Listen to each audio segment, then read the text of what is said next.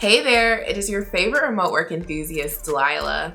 In today's video, I'm gonna share with you all my top 3 least favorite work from home opportunities. And I'm going to explain why I don't care for them.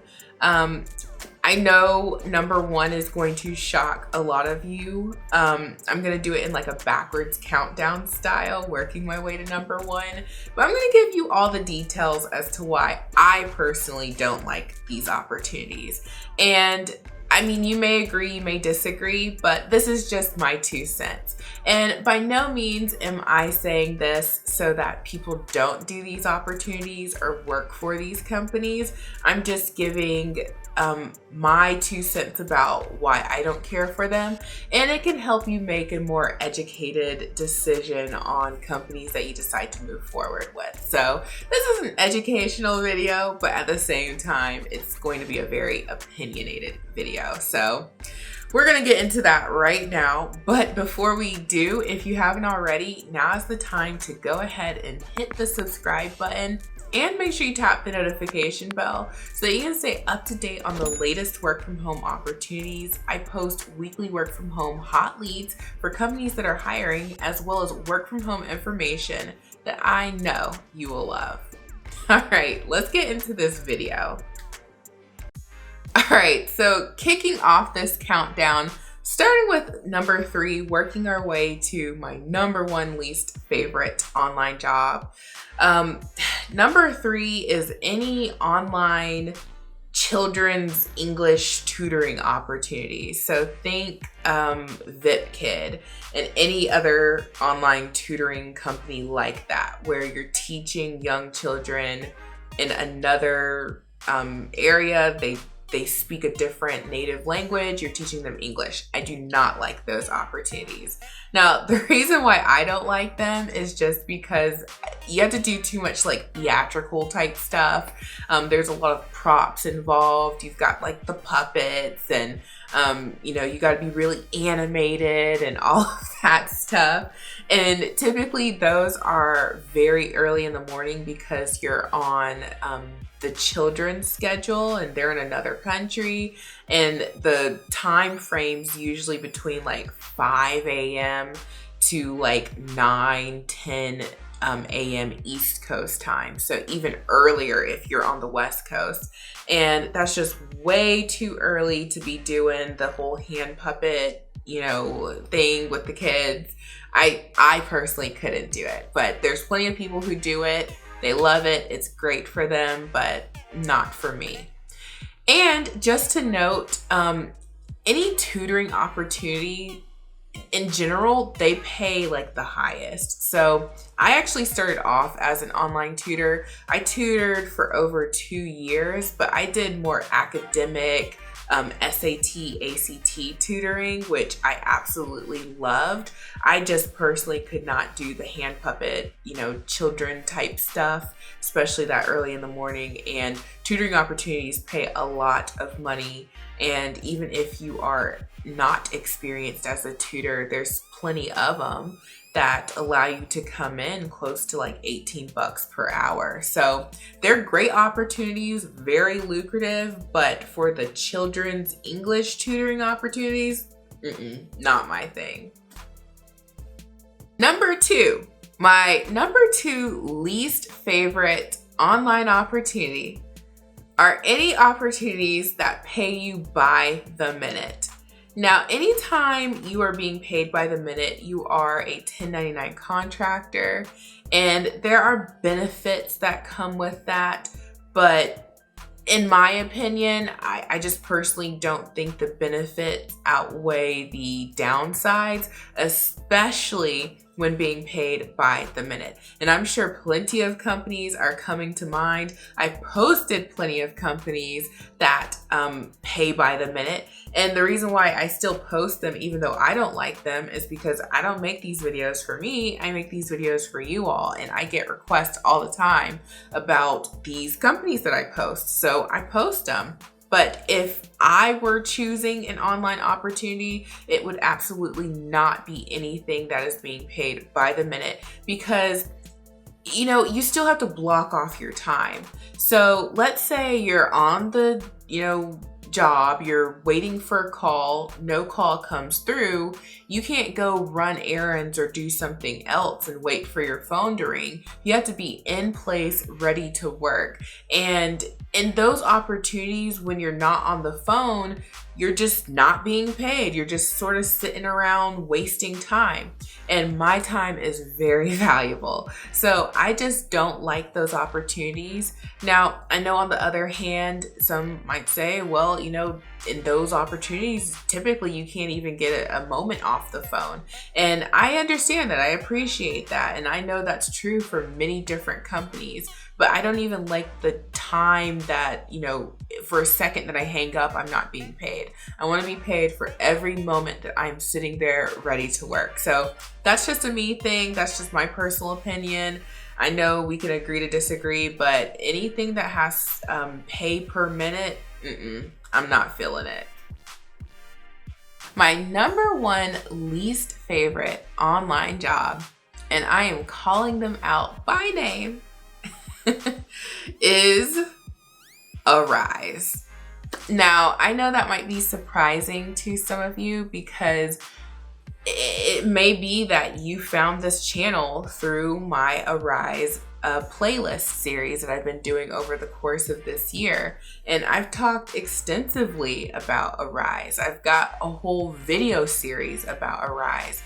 In fact, those are the most popular videos on my channel, which is really interesting because I am not a big fan of Arise. Now, again, this is my opinion, and I've given, some of this opinion in those videos, but like if I had to just pinpoint why don't I like Arise, well, there's kind of like multi reasons, and I'll go through them. So first of all, they sort of fall into that category that I listed in number 2 of like pay per minute companies.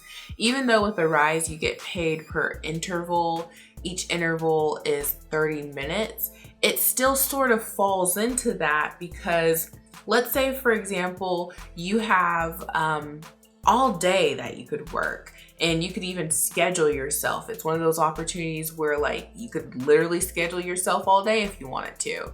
Let's say you've got 10 hours that you're like, I can work 10 hours. I could do a 10-hour shift. Well, because Arise is sort of that pay per interval, pay per minute type opportunity, you have to take 30 minutes or take that whole interval when you need to do anything other than be on that phone. So even if you could go run to the restroom real quick in 5 minutes or, go get you a sip of water and be back in like 30 seconds, you cannot leave your workstation. You have to take that full 30 minutes. And then on top of that, you sort of have to think ahead of ahead when you're making your schedule, trying to figure out like when will I or would I need to go to the restroom, because you can't just, put the phone down and run, real quick. You have to sort of be a mind reader of yourself in the future and figure out when would I need to take that break and go. So, some people, they don't have an issue with that, but I drink a ton of water. I said this in one of my other videos, and I would personally need to take that whole interval at least after 1 hour of work. So like if we have like a 10-hour day that we could work, and if I'm taking a break every other hour, my 10-hour day turns into more like 6 hours, So to me, I just don't like how you have to take all of that time, even though you would only need like a little bit of time. That's the rules. That's how it goes. I know, but I don't like that. Now, the other reason why I personally do not care for Arise is because the pay is painfully low. Now, even if you're working in one of their top paying opportunities, the work that you're actually doing is like real serious work. Like, you are going through knowledge bases, you're typing up notes, you're creating contracts, you're, processing things. Like, depending on the opportunity, some do more, some do a little less, but like, you are working, and the work that you're doing is worth way more than what they are paying. So, those are like the top 2 reasons. Oh, last reason, and I could actually list some more why I don't like them, but I'm not going to make this into an Arise bash video. I'm just telling you why I don't like, these companies, and why Arise is number 1 on this list. My final reason for disliking Arise is because they are very like bad at communicating. Like there's not even really a number you can call and chat with someone. You have to do it through Ava. That's their Arise virtual assistant. Their tech support is not that great. I went on a merry-go-round for about a week with my ASD, only for my instructor to tell me it doesn't work with my kind of computer. And I mean, I had done screen shares, and they were like remotely operating my computer, going into the C panel or the control panel and all of that stuff. And, it was just sort of like, whatever, why didn't you know that? But anyway, the communication is just very poor. When I was getting on my feet with Arise, I needed to be able to contact someone, and there's really no one you can contact.